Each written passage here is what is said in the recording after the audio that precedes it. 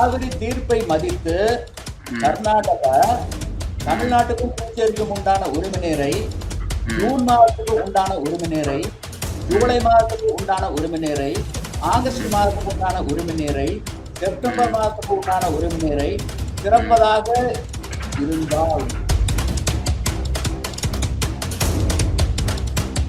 28 ஆண்டு கால சட்ட போராட்டத்தில் தமிழ்நாடு அரசு சரியான இலக்கை நோக்கி இந்த வழக்கை நடத்தவில்லை. இலக்கு இல்லாமையே வழக்கு நடத்தியிருக்காங்க. அது தினந்தோறும் நீர் பங்கீடு என்ற அம்சம் தீர்ப்பில் இடம்பெற்றிருந்தால் குருவி சாத்தியமாயிருக்குல்ல. அந்த 63 TMC கடலுக்கு போயிருக்காதல்ல. நிலத்தடி நீர் யாருக்கு சொந்தம்? அரசுக்கு சொந்தமில்லை, விவசாயிகளுக்கு சொந்தமில்லை, மக்களுக்கு சொந்தமில்லை, பறவைகளுக்கு சொந்தமில்லை. தமிழ்நாட்டில் பொழியக்கூடிய மழையில சரிபாதி குறைவாக தான் அந்த நாட்டில் மழை பொழியுது. அந்த நாட்டில் நிலத்தடி நீரை எடுத்து பயன்படுத்தினால் குற்றம், is an offense liable to be prosecuted.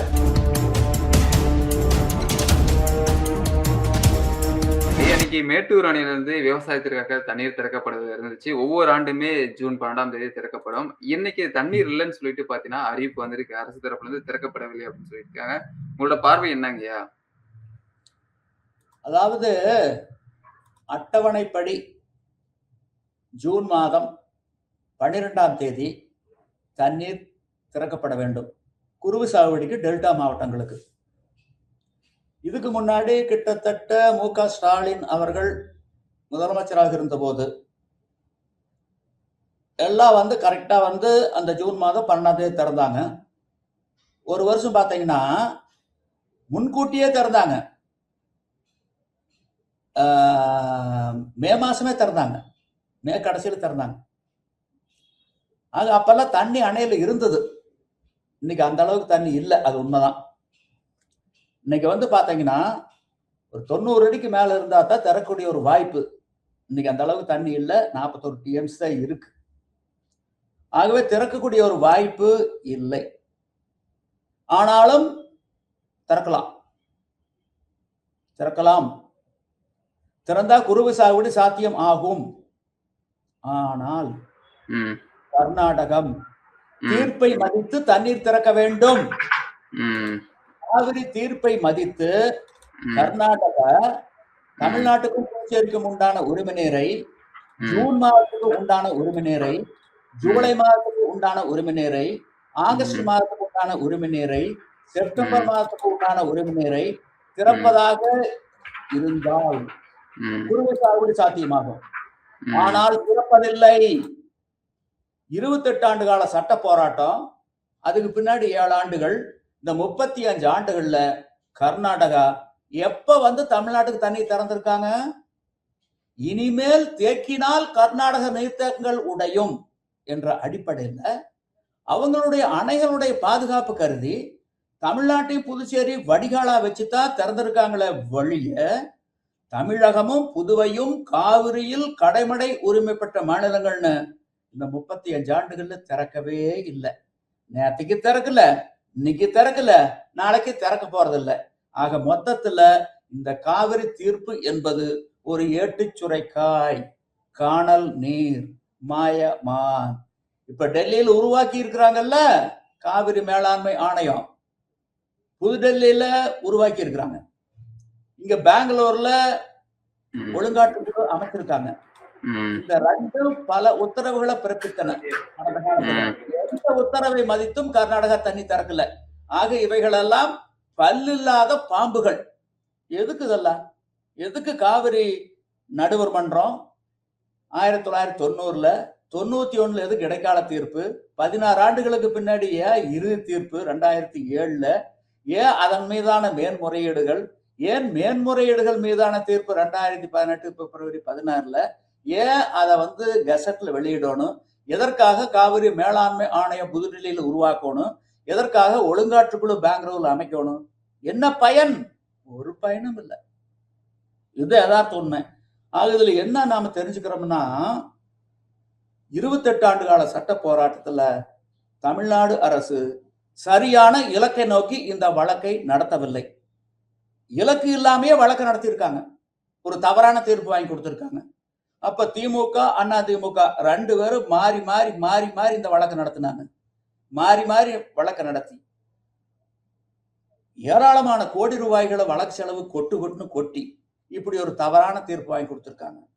தினந்தோறும் நீர் பங்கீடு என்ற இலக்கை முன்னிறுத்தி வழக்கு நடத்தப்பட்டு அதற்குண்டான தீர்ப்பை பெற்று தந்திருந்தால், தீர்ப்பின் விகிதாச்சாரப்படி என்ன தீர்ப்பு?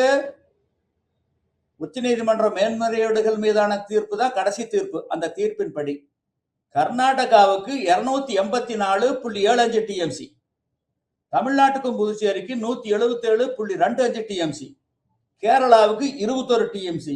இந்த விகிதாச்சாரப்படி தினந்தோறும் கர்நாடக காவிரியில் வரக்கூடிய நீரை பங்கிட்டு அந்தந்த மாநிலங்களுக்கு கொடுப்பதாக இருந்திருந்தால், தமிழ்நாட்டுக்கும் புதுச்சேரிக்கும் உண்டான உரிமை நீர் கர்நாடக நீர்த்தேக்கங்களில் தேக்காமல் அது மேட்டூர் அணையில் மட்டுமே தேக்கப்படுவதாக இருந்திருந்தால், கொண்டு வந்து சேமிக்கப்படுவதாக இருந்திருந்தால், எதுக்கு இரு மாநில உறவு கெடுது?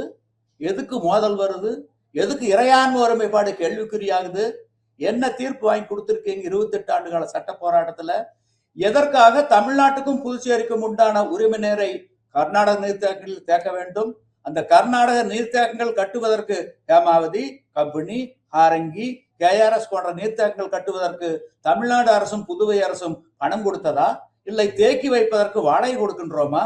எந்த முகாந்தரத்தினுடைய அடிப்படையில் இவங்களுடைய தண்ணியை அவங்களுடைய அணையில் தேக்கி வச்சு மாதாந்திர அடிப்படையில நீ தமிழ்நாட்டுக்கும் புதுச்சேரிக்கு திறந்து விடணும்னு சொல்லி அந்த கர்நாடகா கையில பூட்டை சாவி கொடுத்திருக்காங்க? என்ன நியாயம் இது? பருவமழை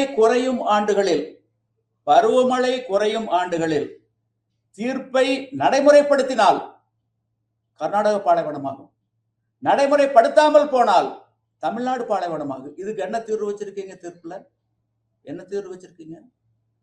மாதாந்திர அடிப்படையில நீங்க தமிழ்நாட்டுக்கு கொடுத்துட்றீங்க, பாண்டிச்சேரிக்கு நீர் தேவை அடிப்படையில், குடிநீர் தேவை, பாசன தேவை அடிப்படையில் அந்த 2007 இறுதி தீர்ப்பு என்ன சொல்லியிருக்கீங்கன்னா, ஜூன் மாதம் 10 TMC, July 34 TMC, August 50 TMC, September 40 TMC, October 25,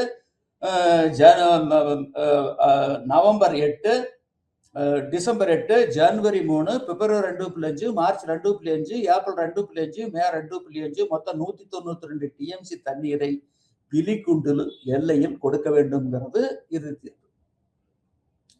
தேவைக்கேற்ப கொடுத்துட்றாங்க. கர்நாடகா தீர்ப்பு மதிச்சு தேவைக்கேற்ப கொடுத்துட்றாங்க. அப்படி கொடுத்து விட்டால் அங்க கல்லணைக்கும் கர்நாடக நீர்த்தேக்கங்களுக்கு இடையில மேட்டூர் அணை இருக்க வேண்டிய அவசியம் என்ன? எதுக்கு இந்த மேட்டூர் அணை? அத நீர் தேவை, பாசன குடிநீர் தேவை, பாசன தேவை, இதற்கு ஏற்ப தண்ணீரை திறந்து விட்டுறாங்க தேவைக்கேற்ப.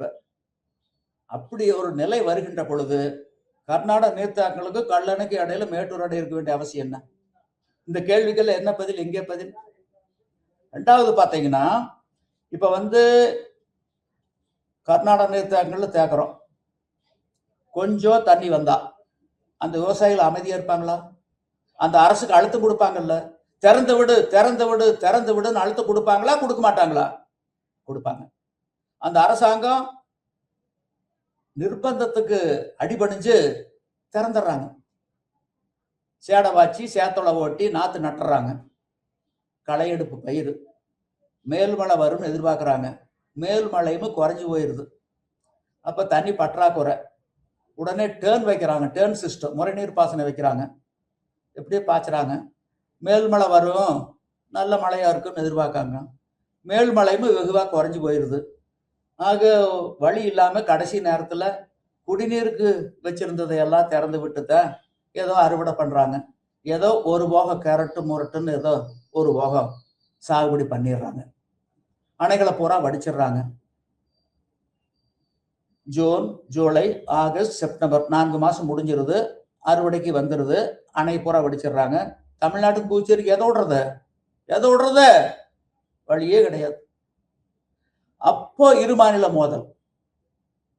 சரி, காவிரி தீர்ப்பு வந்தாச்சு, நாங்க மாதாந்திர அடிப்படையில் தமிழ்நாட்டுக்கு உண்டான தண்ணி கொடுத்தாகணும் அப்படின்னு சொல்லி கர்நாடகாவுக்கு விடாம அந்த கர்நாடக அரசு தீர்ப்பை மதிச்சு தமிழ்நாட்டுக்கு உண்டான உரிமையை ஜூன் மாதம் விட வேண்டியதை ஜூலை, ஆகஸ்ட், செப்டம்பர் 4 மாதங்கள் விட வேண்டிய தண்ணி விட்டுறாங்க. அந்த வருஷம் வழக்கத்துக்கு மாறா பருவமழை குறைஞ்சிருது. ஏதோ தமிழ்நாட்டில் ஒரு போக சாகுபடி நடந்துருது. அணைகளை பூரா வடிச்சிடுறாங்க கர்நாடகாவில். அப்ப கர்நாடகாவுக்கு எதை விடுறது? தண்ணி எங்க இருக்குது?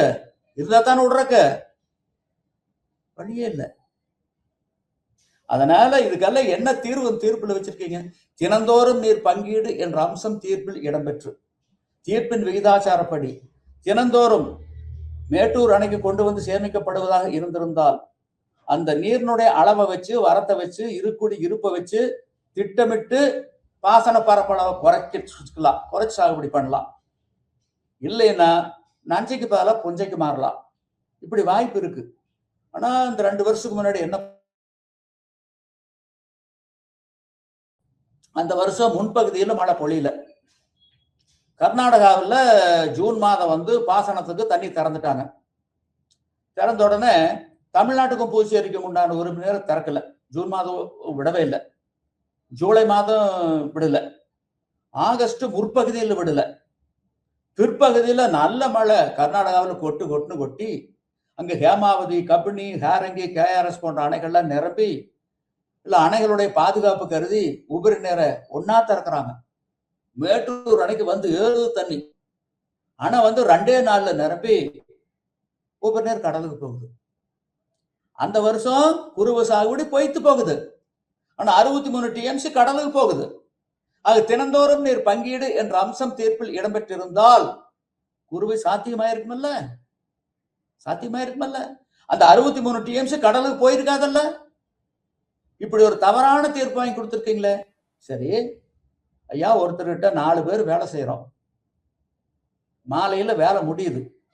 ஒவ்வொருத்தருக்கும் வெவ்வேறு கூலி. அவங்க கூலியை அவங்க கையில் கொடுத்துட வேண்டியதானே? இல்ல கணக்கு இருந்தா அக்கௌண்ட்ல போட்டுற வேண்டியதானே? ஏன் ஒருத்தர் கையில் கொடுத்து மீதி 3 பேர்த்துக்கு கொடுக்க சொல்றீங்க?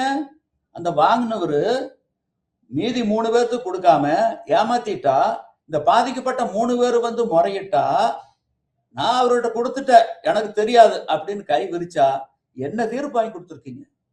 இப்படி ஒரு தீர்ப்பு 28 ஆண்டு கால சட்ட போராட்டத்துல ஒரு புரிதல் இல்லாம ஒரு தீர்ப்பு வாங்கி கொடுத்துருக்கீங்களே. நீங்க இது எப்படி நடைமுறைப்படுத்த முடியும் சொல்லுங்க? நடைமுறைப்படுத்த முடியும்னு சொல்றவங்க யாராச்சும் இருந்தா வர சொல்லுங்க, வாரத்துக்கு பார்ப்போம். இந்த காவிரி தீர்ப்பு ஒரு ஏட்டு சுரைக்காய், காணல் நீர், மாயமான் நடைமுறைப்படுத்தவே முடியும்னு சொல்றவங்க வாங்க. 1990ல காவிரி நடுவர் மன்றம், 91ல இடைக்கால தீர்ப்பு 205 TMC. அதன் மதிச்சு தண்ணி திறக்கல, 206 TMC திறக்கல. அடுத்து 16 ஆண்டுகளுக்கு பின்பு இறுதி தீர்ப்பு 2007ல அந்த 205 TMC 192 குறைச்சிட்டாங்க. இந்த 4 மாநிலங்களும் அந்த தீர்ப்பை ஏத்துக்கல. அவங்க வைத்த கோரிக்கை எங்களுக்கு கூடுதலா தண்ணி வேணுங்கிறது. சரி, உச்ச நீதிமன்றம் விசாரிச்சு ஒரே ஒரு திருத்தம், எந்த திருத்தம் பண்ணல. தமிழ்நாட்டுக்கு ஒதுக்குன்னு அந்த 192 TMCல 14.25 TMC எடுத்து கர்நாடகாவுக்கு கொடுத்துட்டாங்க. 14.25. அது விவசாயத்துக்கு ஒதுக்கி இருந்தது, விவசாயத்துக்கு கொடுத்திருந்தா கூட பரவாயில்ல. கர்நாடக தொழிலுக்கு 10 TMC, பெங்களூர் குடிநீருக்கு 4.25 TMC கொடுத்துட்டாங்க. அந்த பெங்களூர்ல இருந்து வரக்கூடிய சாக்கடை நீரும், அந்த தொழிற்சாலையிலிருந்து வரக்கூடிய கழிவு நீரும் மேலும் காவிரி நீரை மாசுபடுத்துமே அப்படிங்கிற எண்ணம் கூட இல்லாம நாமளும் ஒத்துக்கிட்டோம், ஏதோ பிரச்சனை தீர்ந்தா போதும்னு. இன்னைக்கு மேட்டூர் அணையில் எப்படி இருக்குது இன்றைய தேதி? ஜூன் மாதம் 12ஆம் தேதி. இன்னைக்கு 41 TMCக்கும் மேலான தண்ணி இருக்கு. இந்த தண்ணி எப்படி இருக்கு தெரியுங்களா? பச்சை நேரத்துல இருக்குது. மோக குடிச்சிட்டு தான் போக வேண்டியதா இருக்குது. அந்த அளவுக்கு துர்நாற்ற பேசுறதுக்கு என்ன காரணம்? காரணம்.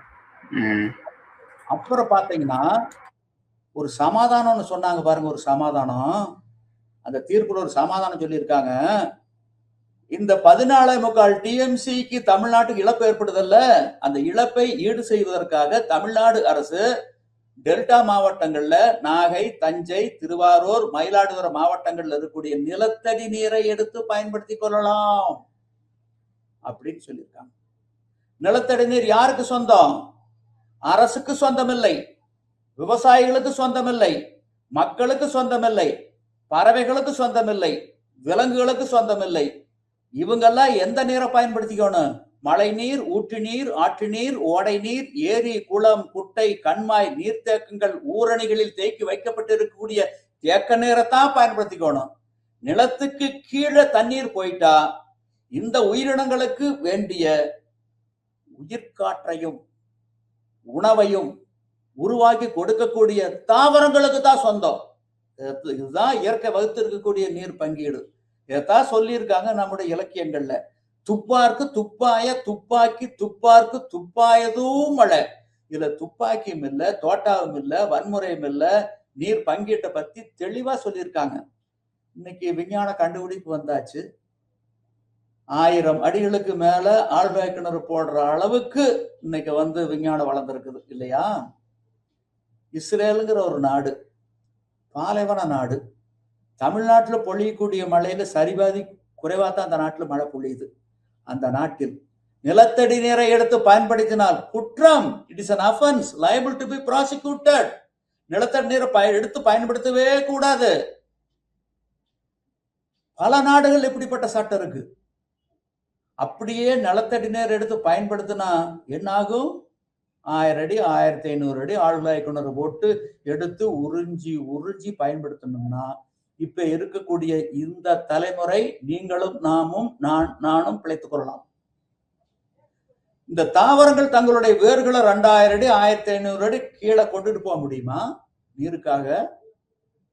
இல்ல பாறையை ஓட்டுக்கிட்டு போக முடியுமா? துளையிட்டு போக முடியுமா? இவைகள்லாம் மெல்ல மெல்ல மெல்ல மெல்ல மெல்ல மெல்ல மெல்ல மெல்ல பட்டு போகும். நாடு வறட்சியினுடைய கோர பிடியில் சிக்கும். அடுத்து கோர தாண்டவம். வரும் தலைமுறை, நம்முடைய தலைமுறை அடியெடுத்து வைப்பது பாலைவனமாக இருக்கும். இதைத்தான் நம்முடைய முன்னோர்கள் சொல்லியிருக்காங்க. முல்லையும் குறிஞ்சியும் முறைமையில் திரிந்து பாலை என்பதோர் படிவம் கொள்ளும். ஆக இந்த தீர்ப்பு எப்படிப்பட்டதென்றால், இயற்கை வகுத்திருக்கக்கூடிய நீர் பங்கீட்டை கண்டுகொள்ளாமல், பல நாடுகளில் இருக்கக்கூடிய நடைமுறையை ஏற்றுக்கொள்ளாமல், சட்டத்தை மதிக்காமல், நம்முடைய முன்னோர்கள் சொன்னதை காதுகளில் வாங்கிக் கொள்ளாமல் இப்படிப்பட்ட தவறான தீர்ப்பை வாங்கி கொடுத்திருக்கின்றார்கள். இது கடத்தாங்காய் எடுத்து வழிப்புள்ளையாரு உடைச்ச மாதிரி இருக்குது இந்த தீர்ப்பு. அடுத்து பாத்தீங்கன்னா இதுக்கு என்ன பண்ணணும்? இன்னைக்கு கர்நாடகா மாதாந்திர அடிப்படையில தமிழ்நாட்டுக்கும் புதுச்சேரிக்கும் உண்டான உரிமை நீரை திறப்பதாக இருந்தால் இந்த 41 டிஎம்சி வச்சே நாம குறுவை சாகுபடி திறக்க முடியும். அவங்க இதுவரையில திறக்கல. நடப்பாண்டிலே திறப்பாங்க அப்படிங்கிற நம்பிக்கையும் இல்லை. அதனாலதான் இந்த அரசு குறுவை சாகுபடிக்கு தண்ணீர் திறப்பதை தள்ளி வைத்திருக்கின்றது, வேறு வழி இல்லாமல். ஏன் 2033 வரல நாம காத்திருக்கணும்? இந்த காவிரி தீர்ப்புங்கிறது ஏட்டு சுரைக்காய் காணல் நீர் மாயமான் என்பது இந்த 38 ஆண்டுகளில் உறுதியாக இருக்கின்றது. ஆகவே எதற்காக 2033 வரை காத்திருக்க வேண்டும்? கடல் வற்றி கருவாடு தின்னலாம் என்றெண்ணி குடல் வற்றி செத்ததாம் கொக்கு. அந்த மாதிரி தமிழ்நாடு அரசும் மக்களும் ஏன் எதிர்பார்த்து காத்திருக்க வேண்டும்? அவசரமாக அனைத்து கட்சி கூட்டத்தை கூட்ட வேண்டும். அனைத்து கட்சி கூட்டத்தில் என்னை போன்ற விவசாயிகளுடைய கருத்துக்களையும் கேட்க வேண்டும். கேட்டு எப்பொருள் யார் யார்வாய் கேட்பினும் அப்பொருள் மெய்ப்பொருள் காண்பது அறிவு என்ற அடிப்படையில் பகுத்தறிவை முன்னிறுத்தி ஒரு முடிவெடுக்க வேண்டும்.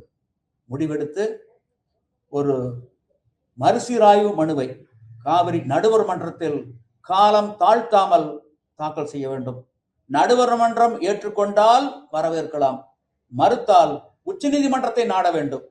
அங்கும் தீர்வு கிடைக்காமல் போனால் 40 நாடாளுமன்ற உறுப்பினர்கள் பாராளுமன்றத்தை முடக்க வேண்டும். இதுதான் தீர்வா இருக்கும். இதை செய்ய வேண்டும் என்ற வேண்டுகோளை புதிதாக அமைந்திருக்கக்கூடிய இந்த அரசுக்கு நாங்கள் வைக்கின்றோம்.